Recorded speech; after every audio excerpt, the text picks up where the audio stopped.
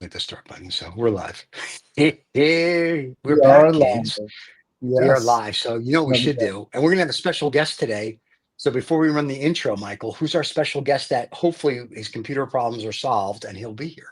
Well, he should be. He should have solving his computer problems because he's a cybersecurity reporter for NextGov, David DiMolfetta, and he's Okay. written for Washington Post. He writes for NextGov FCW, which is nextgov.com, all writing about Right. cybersecurity, cyber threats, international defense, and Wow.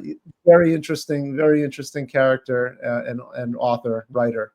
So we'll Now have are him we on the show returning momentarily as soon as he gets his computer. momentarily? As soon as he gets his computer, now are we returning his family after the show? That's that's our deal with him. Okay. All right. Well, we're gonna run the intro, and if our guest isn't here, he'll be here in a few minutes. You don't want to miss Yep. this. And if you're watching live, feel free to ask questions. And if you're not, you're watching it on the pre-recorded Saturday, then good luck with that. And here we go, kids. This is 2OF Entertainment. Welcome to the Lost Dollar Business Club, where we talk about business, and not just business. We talk about what makes businesses go up and what makes businesses go down. If you're interested in businesses, this is where it is. We talk about the global economy. We talk about global politics. We talk about everything and anything business related that affects your life on a global scale as well as a local scale. And don't miss after the show, Lost and Found.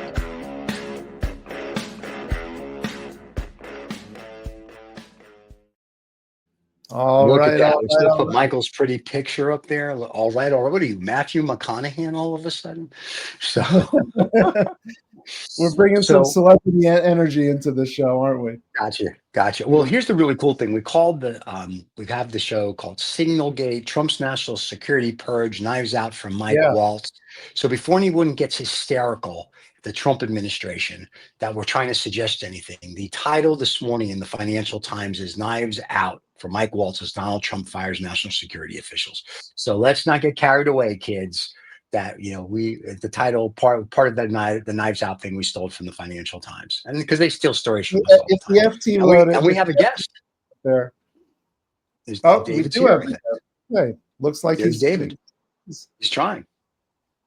All right, he's loading. He's loading. These national security guys. Expert is loading. Give him a break. He's loading his thing. There he is. Good morning, David. Good morning, guys. How are you? Good. How are you? Welcome to the show. A little bit of a delay, I think. Can you hear us okay? He froze. Yeah, he froze. He's frozen. He's frozen. He'll work on his technical difficulties, and we'll just just start our stuff. But that's good. We can leave him there, so we can say we had a guest. That's right. That's right. The guest was there. We had a guest. There you go. Yeah.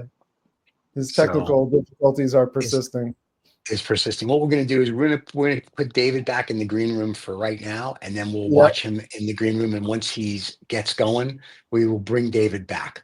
Once we see movement, there you go.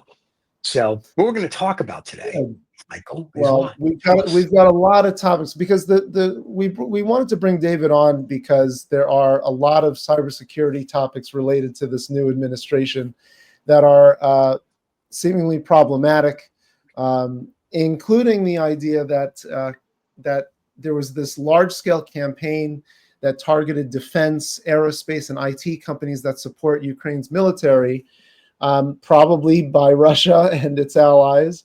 But they've got there was a massive cyber attack, or at least a phishing campaign against these entities that David covered. And so the cybersecurity landscape is really treacherous right now. I mean, it always is. As you know, North Korea stealing billions of dollars of crypto last year, right. And continues to probably do so. And now we've got attacks happening as part of the war in Ukraine. And he wrote an article about the Signal chat, the famous or infamous Signal chat that had the Atlantic's Jeffrey Goldberg, a supposed labeled neocon, quote unquote, by the Trump administration, who was invited to the Signal chat. Right. So there's a lot of I would say amateur hour situations happening related to that SignalGate problem. that David covered, and there were a lot of other issues too related to that, and I wanted to expand on some of that reporting. Well, as soon as he comes back, hopefully we'll be able to do that. Now, the best one though is the article that I just referenced in the Financial Times, and there's a lady named Laura Lemire, whatever her name is. Loomer, really? Or a Loomer, yeah. Sounds like a cow. Miss Loomer, Laura Loomer, who's who's a conspiracy theorist, decided that everybody that works in the National Security Council should be fired because they do not love the president like they're supposed to, and because of that, Mike Waltz also should be fired. So apparently they're firing 6 people from the NSC. And I guess that's why the title of the article and the show is Knives Out for Mike Waltz, because apparently his head's on the block now. So we'll see what happens. David may be back with his kids. So we'll see what happens. Keep going. We'll see what happens. Interesting. What Laura Loomer, I mean, a staunch Trump supporter, supposedly did all kinds of research, presented research to Trump. Not sure why she has so much influence. I know she's very popular on X, on Twitter, but let's ask him. Hey, David, how you doing? Let's try this again. How you been? And David's stuck. I think David just has a picture. No. I think that's it. I don't think David's really there. I think it's just a picture. It's a still. Yeah, that's right. We're going to put David back in the green room. Oh, no, he smiled. Oh, wait. I see a smile. We hear you, but you don't have any movement. So. Yeah. I don't hear him yet either. So. No, we don't hear him. He's having problems. All right, we'll put him back. There we go. All right. All of a sudden, I feel like we're CNN. So, David, we're going to put David back in the green room, and let's see if we can get David to fix some technical difficulties here. And when we see movement, we'll bring David in. David left again, so he knows he's having technical problems. Well, the thing is, so Laura Loomer, she's got she's got 1.6 million followers on X, but that doesn't say much. Most of the internet are bots anyway. So she says that she's an investigative journalist. But she's saying, she talks about how these are individuals who are hostile and are leaking information about President Trump's confidential and private meetings. So, she was pushing for quote unquote strong vetting, of people who are in his circle. So I don't know who the people who've been removed are. So we can't really correlate, whether it was really legitimate, but it seems interesting to have somebody come from Twitter to just go to the White House and then say that all these people, present some research and say all these people have been disloyal to President Trump. I wish we could see that research and see if it's actually legit. Yeah, there's the part of the article also talks about. Yeah, it sounds a little too. It sort of plays too easily into the idea that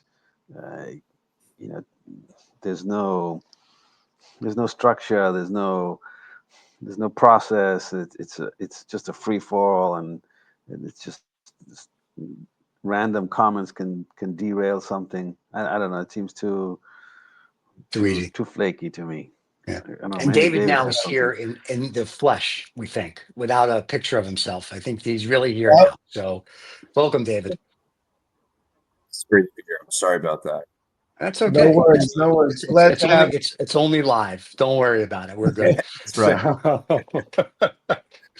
Well, we appreciate you being here. Michael gave you this great introduction, so you're going to have to now go back and watch the show for that. But I'm sure he can do a really quick recap of that for you. So tell everybody once again who David is. And we're very glad David's here to talk about and let us know who David is one more time.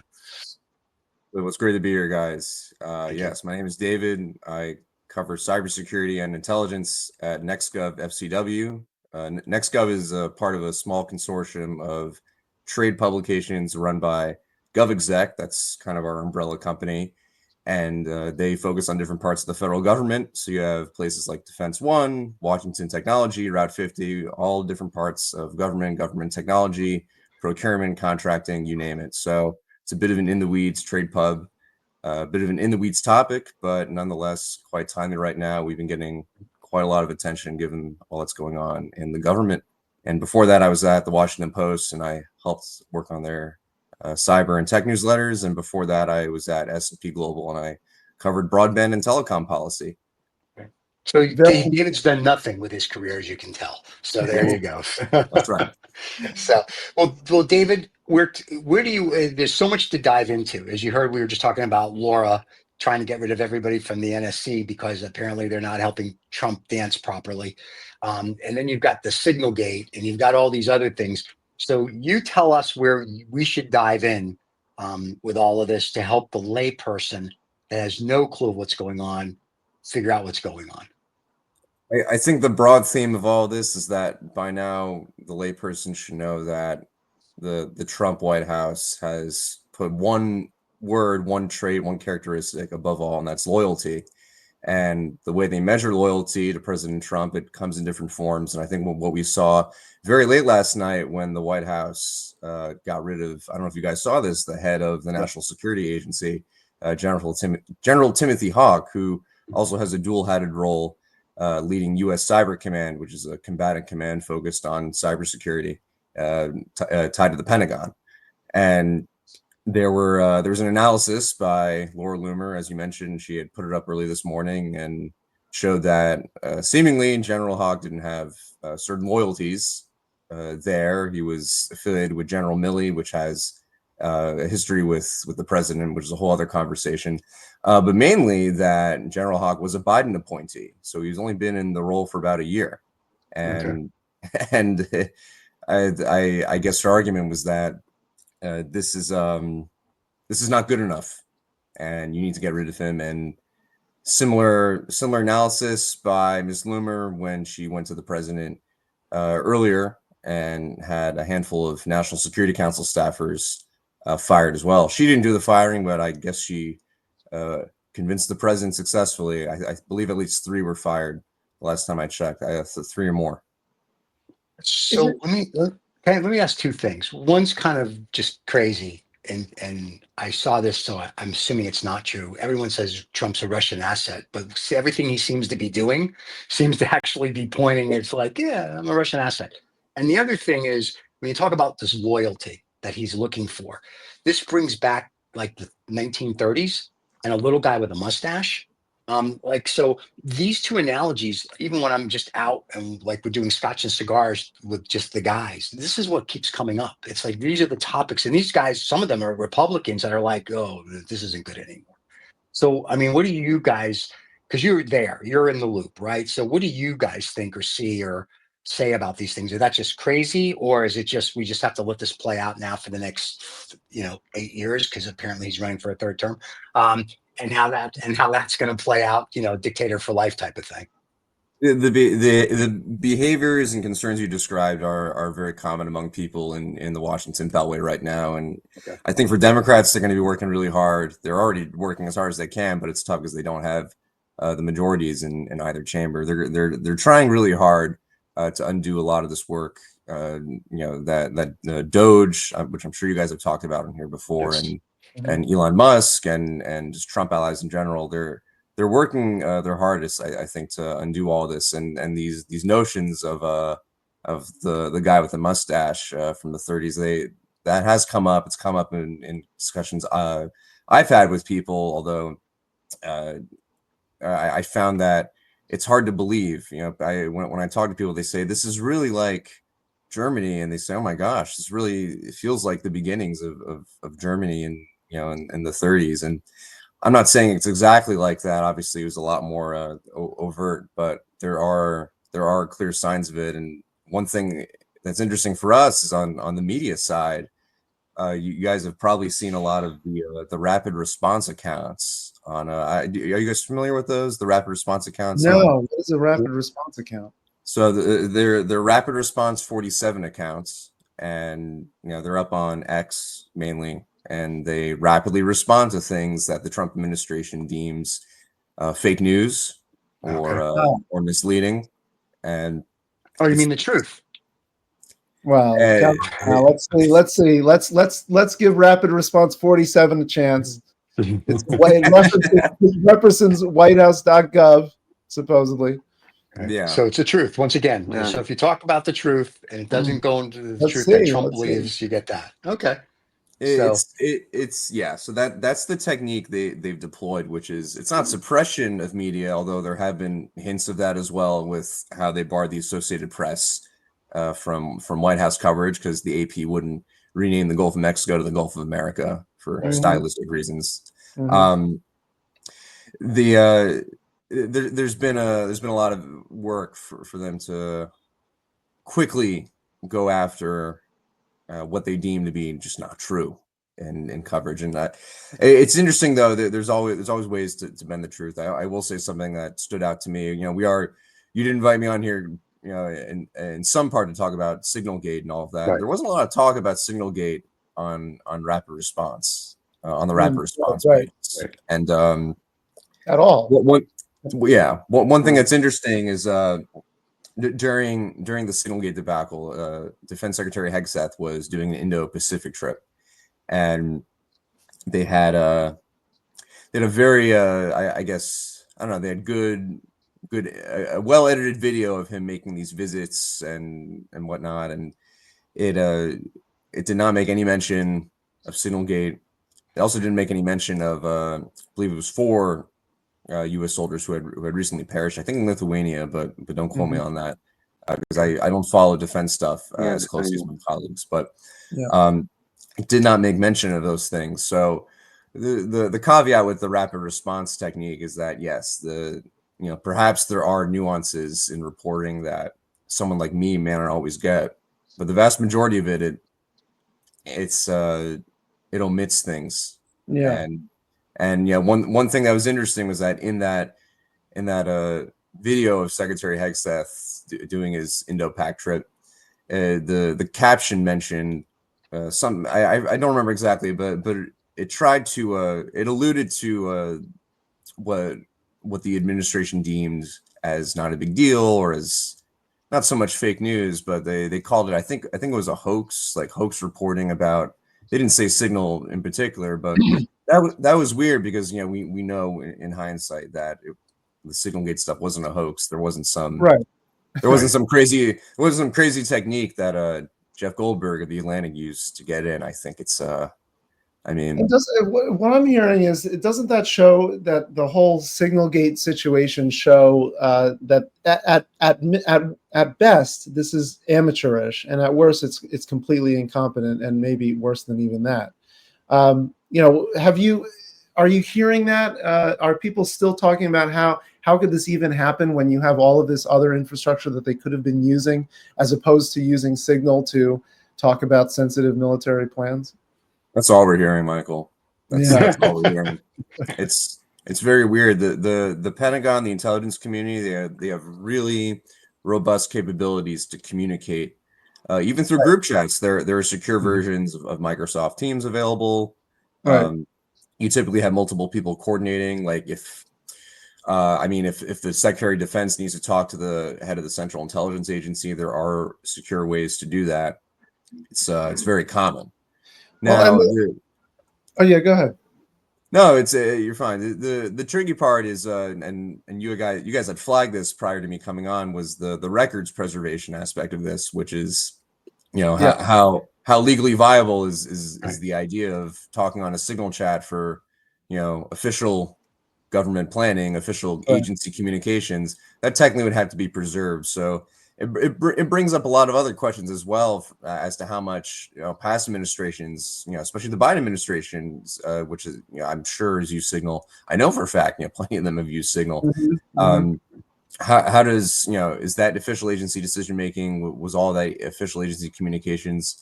It's a very it's very weird. It's a very interesting and then you've got conundrum. your own reporting reveals that or at least maybe it was just NextGov in general, but that there are attacks on Signal all the time. So it's not even that Signal is that that is it's completely foolproof in the sense that there have been maybe it's Russian attacks, it's at least foreign attacks on trying to figure out how to break into these chats. Yeah, well, I wouldn't say there. It's I'm not sure what reporting you're pointing to specifically. I'll just caveat that. Fine. Yeah, sure. Yeah, I mean, look, signal on one device to signal on another device is generally deemed secure because it runs through a signal protocol. It's end-to-end encrypted. Now there are some fairly straightforward, easy to understand exceptions to that. If my phone is subpoenaed, or if someone's phone is subpoenaed in a court, and the phone contents had to be viewed, that's pretty straightforward. You just look at the phone, you see what messages were exchanged. Here's where it came from, actually. Sorry to interrupt, but I just wanted to correct myself. Yeah, it came from so days after the signal leak, the Pentagon had already had done a warning that the app was a target for hackers anyway, that there's an actual vulnerability that a Russian professional hacking group was looking to take advantage of. There's a linked devices feature that allows them to spy on encrypted communication. So there was a vulnerability that they were saying that's why, in part, it's not approved for that kind of information. Yeah.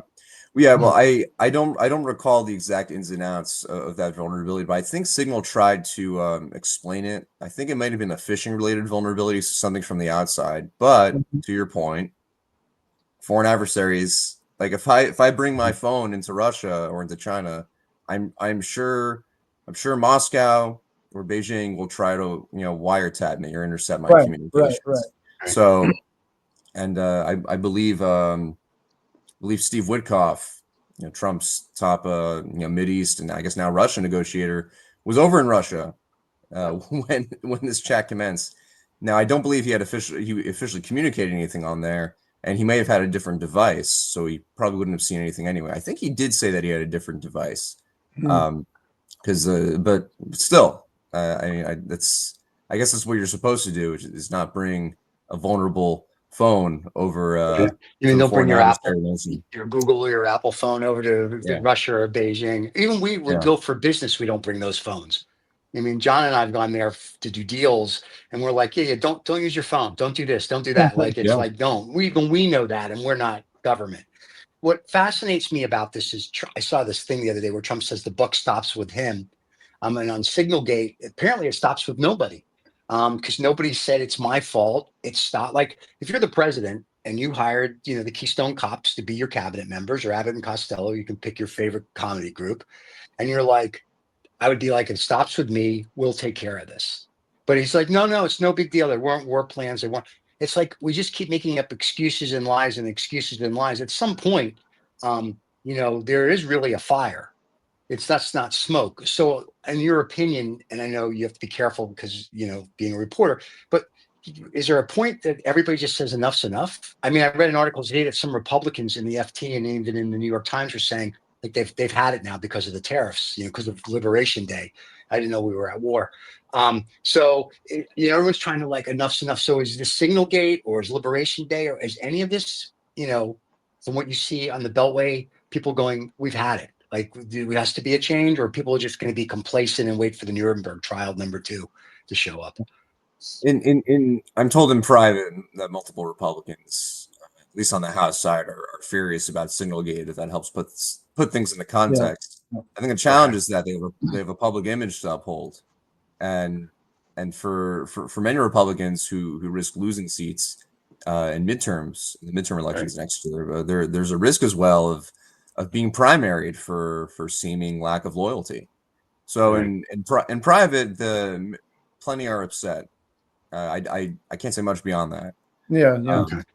But it's I think when we look at all the initiatives that the admin has put out, obviously the biggest thing that impacts the average American is the economy.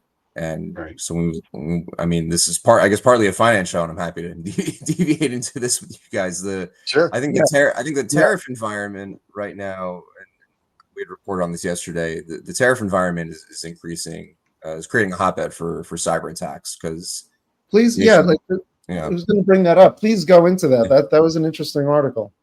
Yeah, it was interesting. When I had that sit down with Steve Vance, it was great. It was a great conversation.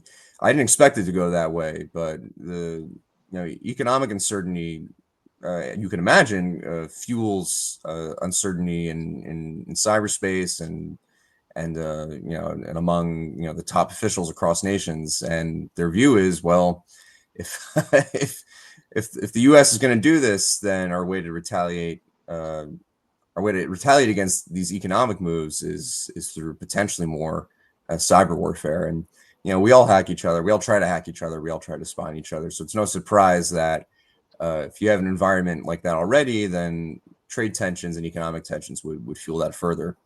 That's the essence of the story. It's not the first time that's been studied. I'm not the first one to ever write about this. Yeah, To sure. write about that dynamic, but it was actually a very nice cyber tie-in. So I was pleasantly surprised that I had a good angle to go off of when we sat down and did that. Yeah, but look, just going back to my main point, and then we take it wherever else you guys want. The Trump admin is going to have to prove that I think it helped economically benefit the average American next year, and if it can't, then the GOP may lose some seats. So I'll just leave it at that. Yep. And Musk did a great job in Wisconsin. I know that I read that their article in the Times was sort of saying, how much now will he make it to 2026 or not make it to 2026 because he couldn't get the Supreme Court justice for the state of Wisconsin elected. So now Trump, how Trump is, you're only good as your last deal. So his last deal didn't go over well. So, I thought that was a very interesting thing to see how that's going to wane off and the Doge thing in general. Absolutely. What can you tell us about our cybersecurity posture in general in Washington today? Because I think it's fantastic that you cover cybersecurity. I think a lot of people need to understand that. I think even in one of your articles, talking about how, or at least a government official was saying, people don't realize how much government national propaganda is online. That these Twitter accounts or these X accounts are operations from foreign governments to try to influence U.S. positions. So do you have? Can you give us a sense of that landscape? The cybersecurity, cyber attack landscape, and what we're fighting against. Yeah. I'll give you I guess a main overview, and I'm happy to take it wherever you want after that.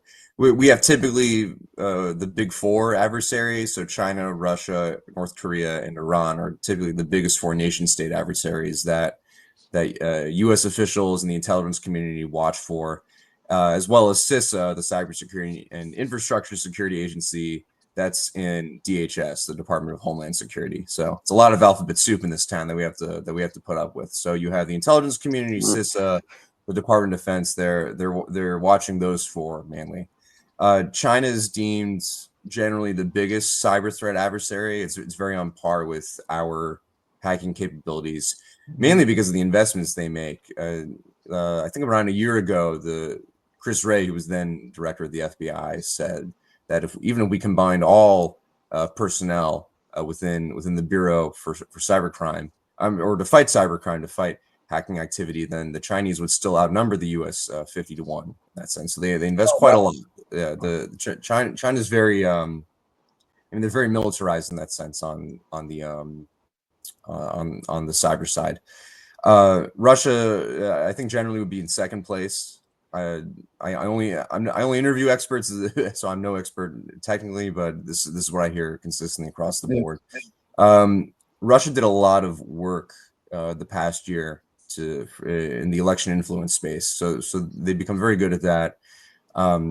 It's something I wrote about quite a lot leading up to the election, and when reporters did briefings with ODNI, the Office of the Director of National Intelligence, in the months leading up to the 2024 election. There was a lot of talk about Russia and how they worked with state affiliated contractors, and especially in the news space. So RT News, the broadcasting entity, which is state owned, they did quite a lot of work on behalf of the Russian government to try and influence U.S. thinking on election matters. And even on election day, there were hoax bomb threats that the FBI found were tied to Russia. So there were bomb threats that were sent to polling sites around the country, and that's not good for democracy. Are very scary. So Russia's been big in the influence space. North Korea is interesting. They're mainly focused on cryptocurrency theft. So that's something. I mean, you could have a whole episode about that. But the North Koreans, they've set up essentially a shadow IT force around the world. I know that sounds crazy, but it's what the findings have been, and it's what we've seen a lot of them in indictments as well. That we've all covered, not just me, but a bunch of cyber reporters in the field here. North Korea wants to pilfer as much money as possible to keep funding research for its missiles program. That's what it looks like in essence. They stand out the most of the other three, and with that, with Iran, Iran's getting there. They're not as robust in disinfo tactics as as a Russia might be, but notably, they did steal a lot of key campaign documents in the Trump campaign documents, and they floated them around to media last year to try and get them to be published, including the vetting document for our now vice president. So Iran's getting there. So believe it or not, Iran did hack the Trump campaign. Wow, that's awesome. As you could tell, a lot of people love us. Yeah. Well, and I'm sure after Tuesday or next Wednesday, I was just reading something in the Financial Times. It's pretty bad when the Chinese Minister of Foreign Trade says that the United States is a bully. That's like the pot calling the kettle black. So I'm kind of like, that's interesting. So yeah, I don't think the love from our used to be allies and the people that were kind of like on the fringe, I think it's going to get worse. So when you talk about this cyber attacks, whether it's on crypto or just in general, I think everybody's going to be doing it.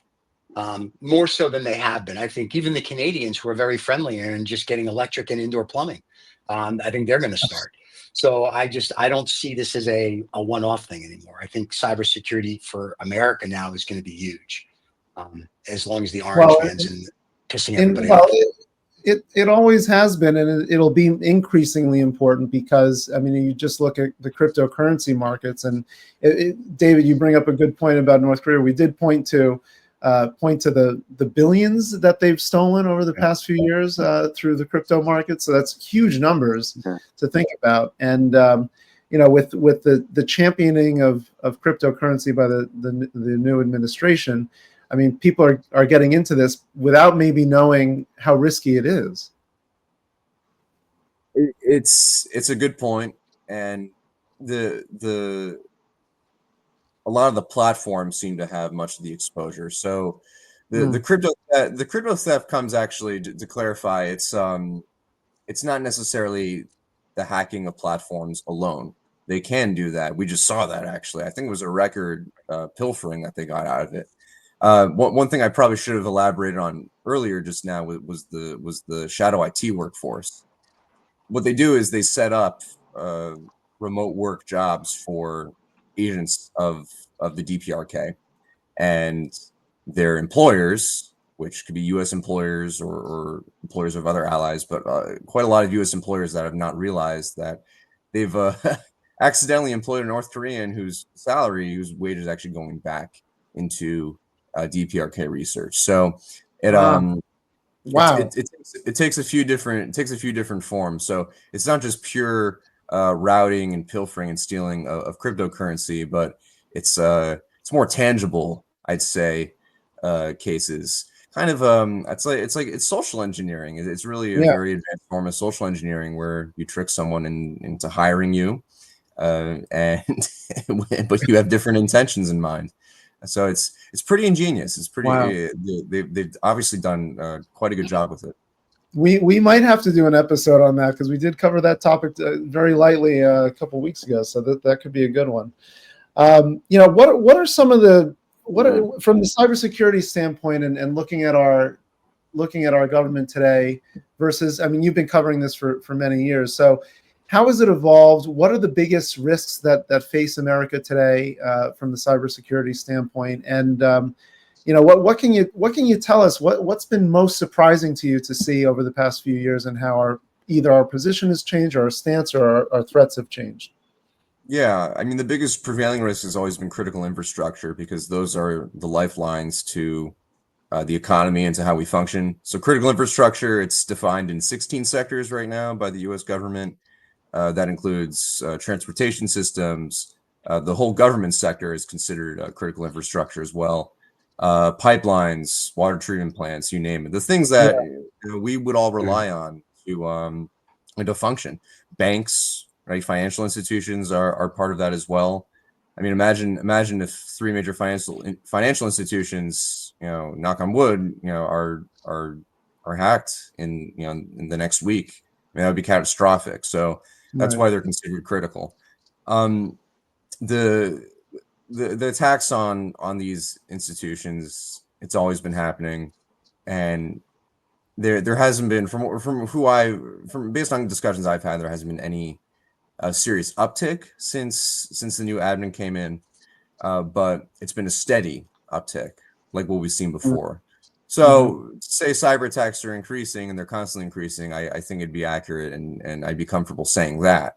When you ask about posture, I think the biggest thing that surprised me in the past year was the Salt Typhoon hacks, which I'm not sure how familiar you guys are with that, but they were discovered. Salt Typhoon it's a Chinese hacking unit that was discovered last year, burrowing into at least 9 of our telecommunications providers here in the U.S. Okay. And dozens of others. So dozens of other providers, and for a long time, and we can't even get them out, right? No, about 2 years. And not only, this is the crazy part for me.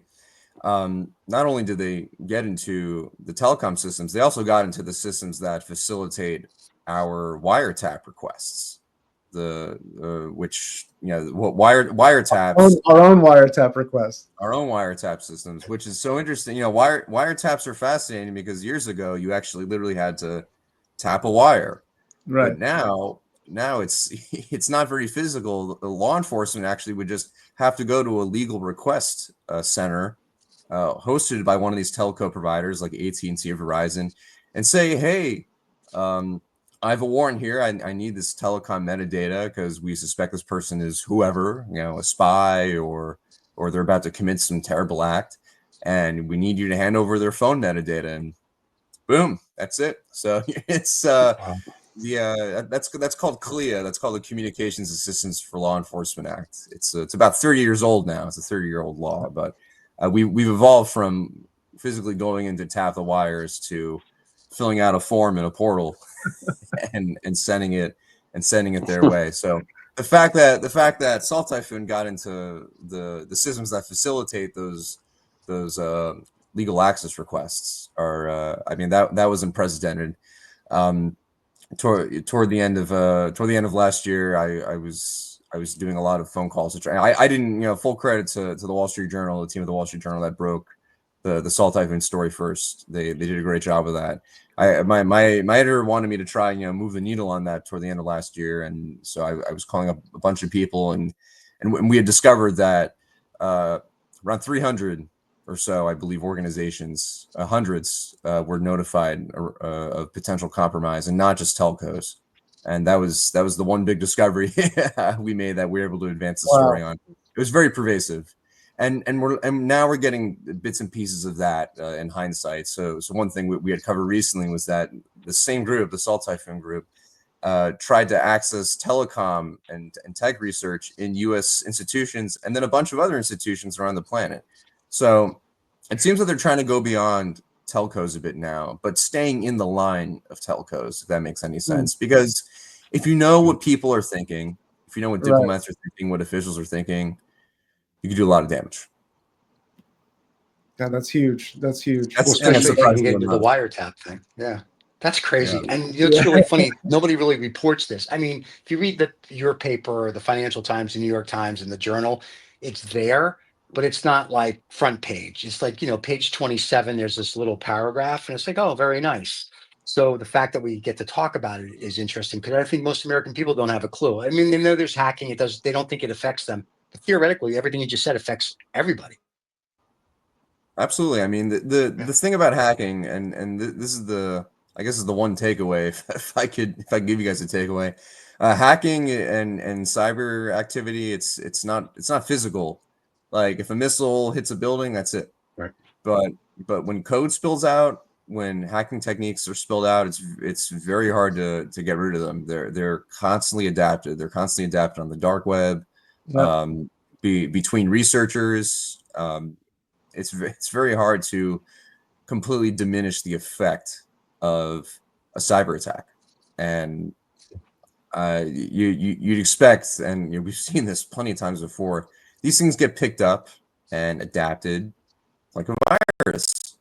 Yeah, That's why we call them computer viruses and things like that. Or, Right. I mean, I think hacking now has gone beyond basic computer viruses or worms, but that's the idea. The same idea applies. These things are they're reformed, reshaped, readapted, and redeployed, and it's not kinetic. It does not stop, right?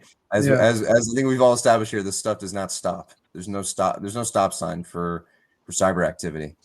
Right. So on a scale to 1 to 10, America to defend itself, I'm assuming we also hack, but we won't worry about our hacking. But as defending ourselves on a scale to 1 to 10, 10 meaning we can actually do it, whether it's corporate America or the US government, where do we rank on that scale about defending our critical infrastructure, our information and whatnot, to put the public at ease or not put the public at ease? So like if we're a 2, that's cool. If we're a 10, hey, good for us. But where are we on that, if you will?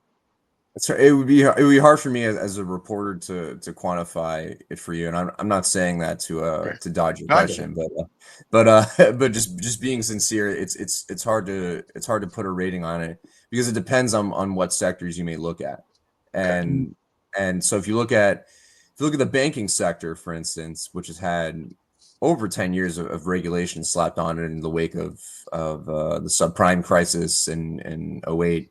There's been a lot more attention on the regulation side from banking, but the other half of it too is that you have those cheaper, or not cheaper, those I should say less funded municipalities that they don't have major banks, but they have water treatment plants, or they have they have facilities and that are key, critical infrastructure. That's why they're called critical infrastructure. They're key aspects that help power the economy and society, but they're not funded very well. So part of the challenge too that we've looked at from in covering cyber regulations is whether or not it makes sense to require that certain types of critical infrastructure receive funding and resources, because a lot of that stuff up to this point has been voluntary. I'll say hospitals. I think I missed hospitals earlier. Huge target for hackers. They don't have a lot of cyber resources, and on top of that, the data inside hospitals is so sensitive that if you get a hold of it, it's unfortunately it's ripe for use in extortion schemes, fraud schemes. You could siphon that data off and sell it on the dark web. Hospitals are treasure trove for this type of activity, and what was surprising to me was that I believe in the latter half of last year we had a call with a then Biden administration official who said that they got 2 companies, I think Google and Microsoft, I believe it was those 2, to commit free resources for rural hospitals, which is great. Then you realize that, wow, that was all a voluntary commitment. And so the question now too on the regulation side is what is the balance that we have to strike between voluntarily letting entities and institutions provide for those weaker entities and institutions, or do you put something in place that says, well, we have to put some of our U.S. funding toward this stuff. We can't just rely on voluntary things at this point. That's why I say it's hard to rank all of these, because you have to break it down sector by sector. You have to break it down by what data they have, how much exposure they have. It gets quite complicated. I don't want to scare anybody with it, but I mean, look, cyber attacks happen all the time, Yeah, Steve. I guess the notion is to not scare your viewers, but just realize to keep your eyes open and your ears perked up. Right. What David's trying to say and not scare anybody is we're doomed and we're all going to die. But no, other than that, it's great. Enjoy your Friday, or Saturday, whenever you're watching this. So now it's like don't panic. The meteors are going to hit, but there's nothing we can do about it. But listen, you have till Sunday. So that's what David's saying. So That's there right. you Yep. go. Yeah, till Sunday. Enjoy your weekend for now. Enjoy your weekend. Watch the Match Madness Final Four, and then there you go. Or F1. So that's just crazy. So what else before you go? Because we don't want to hold, because we could sit and talk to you for 7 hours, and we know you have a life and you have to actually do your job. Before you go, what thoughts, whether it's SignalGate, cyber, national security, do you want to leave the American or global public that'll be watching this? Is there anything that they should be aware of, not aware of? There's anything that's being too blown out of proportion, or if it's just sort of like, here it is in a nutshell. Good luck and God bless, as Edmund Murrow would say. Yeah, Edward Murrow. I think I have a book about him right over here. That's funny you mentioned that. I was about to crack it open. Yeah, look, I think right now it's very important to watch what's happening on the federal side within the federal government. Right. The federal government does a lot more for the American people than I think the American people realize. I say this as a reporter who has talked to numerous govies, as we call them, over the past few months, and the things I've learned and the things we reported, I mean, you would not believe. And I'll give you one example. The General Services Administration terminated leases used by the Government Accountability Office, the entity that holds the government accountable, for research that they do into sensitive and classified programs in the DoD. That got reversed, I think, partly because we reported that. But this machete to the garden technique that we're seeing with Doge, I'll just say it's upsetting a lot of people, and it's upsetting contractors. It's upsetting federal workers. It's funny because when I have these discussions with people, everyone says, I want the government to be more efficient. I want my money to be used efficiently. But there's a concern that we're taking a battering ram to a door that might just need the lock fixed, if that makes any sense. Yep. Oh yeah. And so I'd watch carefully for these changes in the federal government, because perhaps something in in a Smithsonian or in a smaller agency may not have an impact on the layperson. When you look at things in Treasury, when you look at the Social Security Administration, those are the things that do affect our economic posture, and then ultimately our safety as well. Because if you don't have secure access to these systems, it's going to be very easy to leverage access inside. And I'd say too, this is definitely a shameless plug for the environment I work in. A lot of the government trade publications like ours, and there's plenty of others, they have been leading the charge on coverage in this area. So I'd encourage you to look at the trade pubs that have focused quite a bit on this and the changes in the government right now. We are beating a lot of the major national outlets on this, because this is our beat. Our sources are the people, obviously without giving anyone away, but our sources largely are the people that do this type of work. When we write about this random in the weeds program, that an agency launches and that no one else reads besides, whatever, the dozens of people that may have interest in it, those are the same people that come to us and say, hey, we got a problem. Doge is in here. This just happened. We just got blocked out of this. We just got terminated. A bunch of us got terminated. These are the headlines that we're focusing on. And I think we're contributing a lot to the broader story that's happening in the government right now. There's never been anything like this. And I'm not just saying that, for the sake of saying it. It's true. There's never been anything like this. And I watch carefully, not just on the civilian side, but also within the intelligence community and the Defense Department as well. It's happening all over the place, as we just established at the beginning. It's happening everywhere. So I guess I leave you guys with that. Pay attention to what's happening on the federal side right now. It's important. Cool. Well, what we'll David, do is we'll link some of your we'll link some of your Yeah, we'll articles put the below links there. so everybody can read and go to your magazine or newspaper if you will. The other thing about the Smithsonian, if I may, it actually does affect a lot of people. The lady was on Bloomberg the other day, and she said even though people, first of all, 90% of the American public have no clue what you're talking about the Smithsonian, and they're going to make it now just basically all white guys, and everything else is going to go away. So there's a whole part of the population that is very upset about what they're doing at the Smithsonian about redrafting history. So I think it's going to be very interesting to see how that actually plays out. It doesn't do national security or cyber, but I think it does affect a lot of people. Once they start finding out what it is, they're going to be like, whoa, wait a second. It's going to literally be, as one of them joked, just a whole bunch of white guys that did everything.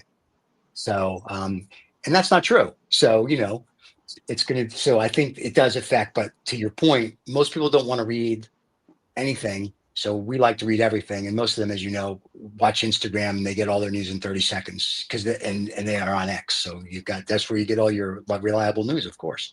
So that's how it works. So, but David, to Michael's point, thank you. Go ahead, Michael. You get the news. You get the news from NextGov FCW. Thank you so much, David DiMolfetta, for coming and joining us on this show. Yeah, guys, thank you. This is awesome. Thank you so much for having me. Thanks for the work. Hopefully you come back again and give us some more updates. I'm happy to. Let me know. All right, thanks. Have a good day, David. Bye. Cheers. Bye-bye. All right. Sounds good. That was awesome. That was I would love, he can come back every day and give 5 minutes. I'd be every week for 5 minutes. I'd be very happy with that. So that was cool really interesting. I've always kind of kept an eye on these trade publications, especially for the government, and NextGov is one of them. And he makes a good point, is that these are industry insiders, and they do this, of course, across all industries, but industry inside publications that, I don't think they get as much credit as they should, but they are inside information about, because they're very nuanced for the people in that industry. So he's doing that for the federal government, and I think David's doing a good job. It's great. I read his stuff. It's great. I've actually subscribed as well. So I'm like, I love this stuff. So yeah, it's cool. Yeah, anytime he wants to come back, by all means, let him. That would be awesome, because that's that's the real scoop. So it'd be like a Michael Collins. So we'll come back once a month. We'll come back once a month, like a guy standing. So we'll just have shows where we don't have to do anything. John can just sit there. That's perfect. So should we run an ad and pay a bill and then go to Boston Film? Let's do it. All right, let's pay a bill.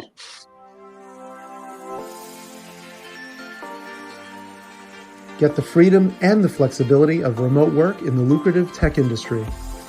Bend your life around the world. Bandicoot is the premier course and community for thriving in a remote tech career. Join the revolution today. Bandicoot.com, official partner of the Lost Dollar Business Club. Ever wonder how millions vanish into thin air, or how a single dollar can make all the difference?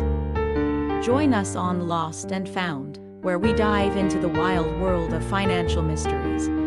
From misplaced fortunes to unexpected windfalls, we unravel the stories of people, companies, organizations, and even governments who've lost and found millions. Lost and Found, because every dollar has a story. All right. We are back. That's awesome. Yes. Where do you want to? I don't even know where to begin. I don't know. I've got a lost and found for you. That's let John go. Let's let John go first, because John has so much in the opening segment that we couldn't shut him up. So John, just get it out. So then just be quiet the rest of the show. What do you got? Yeah. Sure. All right. So I don't know why it's so funny. We love your lost and found, John. We love your lost and found. Okay, so TSMC, which is Taiwan Semiconductor, which is let's call it, they're the premier chip making manufacturing company in the world. They are now going to do a joint venture with Intel, and they're going to take a 30%, and it's part of their $100 billion that they're investing in the U.S. And it's not just talk, because they've already built one fab. So I think it's pretty important. It's what's amazing is that they're now going to share with Intel manufacturing and other techniques to manufacture chips, which is a it's I don't know, for Intel it's kind of a humbling thing, because they started the revolution at the big level. So that's pretty big. I think it shows that whatever you think about the whole Trump thing, it's maybe it lasts 4 years and then these companies stop investing, but we got 4 years of money is going to be pouring in here.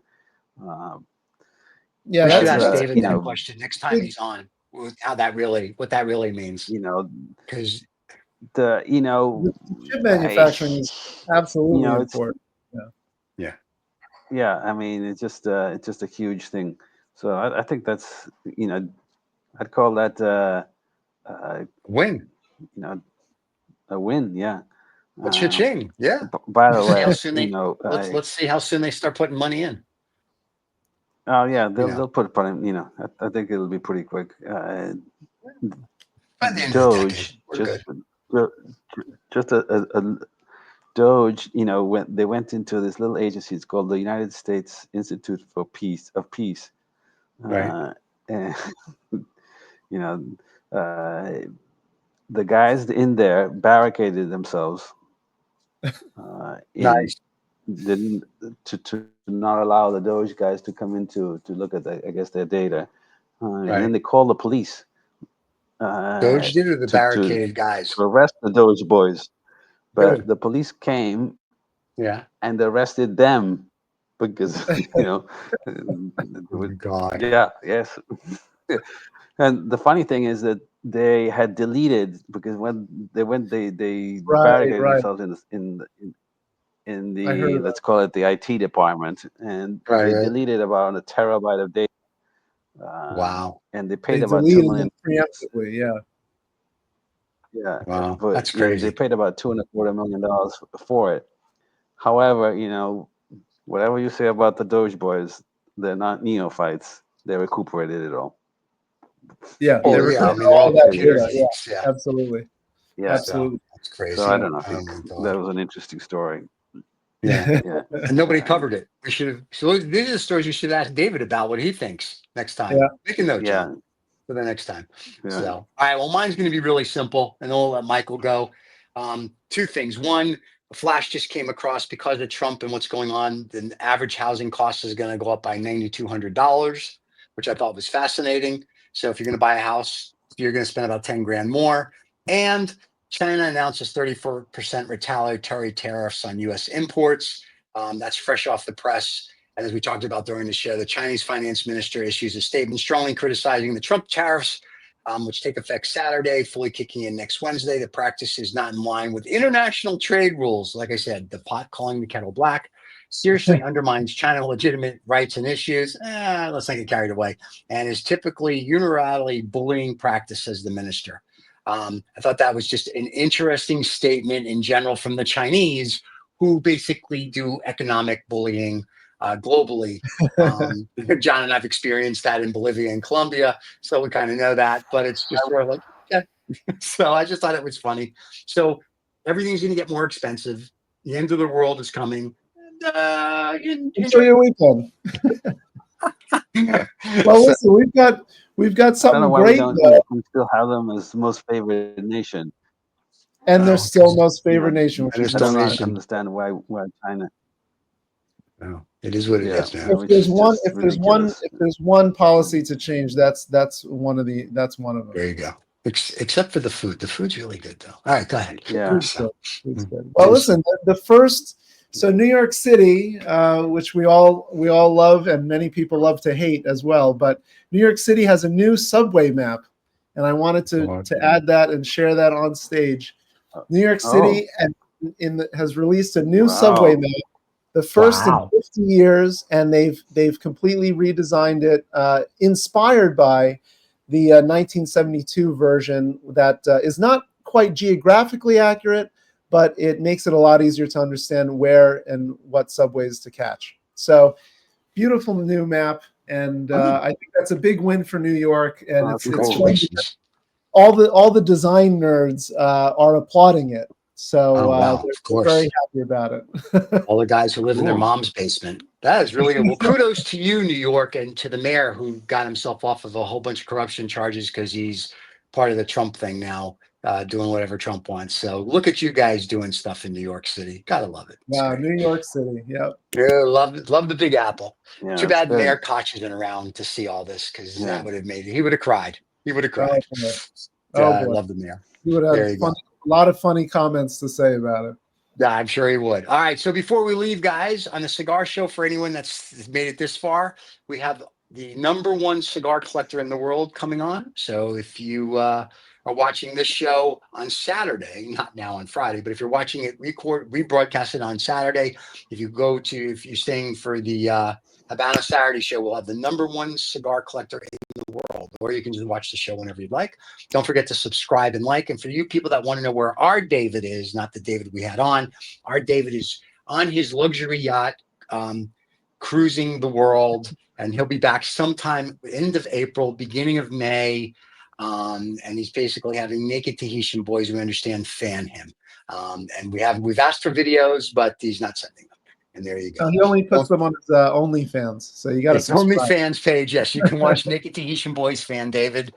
We've seen it, and I'll never be the same. Yeah, I can never watch it again. So there you go. But anyway, hope you guys have a wonderful week. Hope you enjoyed our guest today. We'll hopefully have him back to talk about other topics. And we'll have other guests. We have some other guests, I think, coming up this month and next month, but nothing's confirmed. So we got a few more surprises coming up. Things are being confirmed. Yes, things are being confirmed. And David may be back sooner rather than later. You never know. All right. He's just bring a new technical person from David in every week for 10 minutes to give us the rundown on what's going on. So there you go. New segment. Anyway, don't forget to subscribe and like. Thank you for watching. We will see you all next week. Have a wonderful weekend. And enjoy the Formula One or the last Final Four, whatever you're into. Cheers, everybody.